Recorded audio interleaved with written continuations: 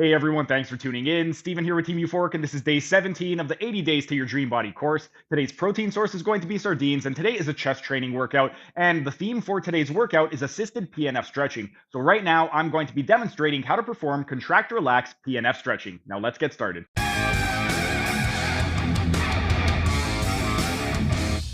And while we were resting, we have a couple left for the assisted PNF stretching. And these, you're also going to be learning how exactly to do it on yourself. We're going to be focusing on the knee flexors and the plantar flexors. And once again, we are going to be using a strength band. And if you don't have one of these, you can use something like a yoga strap. But what we would do is we would want to get into a supine position, meaning we're going to be laying down on our back.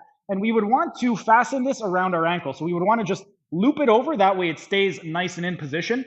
And then for this one right over here, what we would do is if we want to target more of the fibers straight down the middle, like the semitendinosus, what we would do is just go straight up. And we would go until we find a nice, comfortable stretch. And then we would inhale. On the inhale, you push down and contract. And then on the exhale, you would go deeper into the stretch. Then, if we wanted to start getting more into the medial compartment of the posterior thigh, we would go out 30 degrees. At 30 degrees, we're going to start to hit a little bit more of the semimembranosus.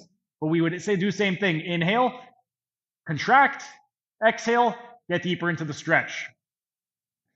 If we wanted to get even more into the medial compartment, we would drop down to 60. Now we're going to be getting even more into the semimembranosus. You would get into a stretch, inhale, contract, exhale, relax, and get deeper into it. And then finally, we would go straight down to the ground. So 90 degrees. You would go, take your arm. Now we're going to be getting into the adductors as well. But we would go ahead, inhale, push, exhale, relax. Then if we wanted to start getting into the lateral compartment of the thigh, what we would do is go into a deduction. So first we would go 30 degrees of adduction. We would inhale, contract, exhale, relax. That would target more of the biceps femoris, both the long and short head. We could also go into a little bit more. We could go to 60 degrees. Inhale, contract, exhale, relax. Now we're getting even more into the biceps femoris. The more we go into adduction, the more we get into the lateral compartment of the femur. Lastly, we could go straight across.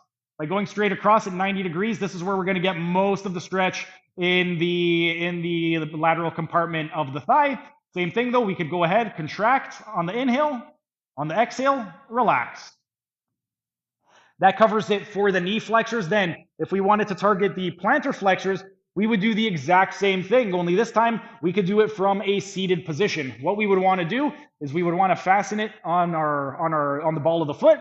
And then from this position, if we wanted to target both the medial and lateral heads of the gastrocnemius equally and the soleus, what we would do is just go straight ahead.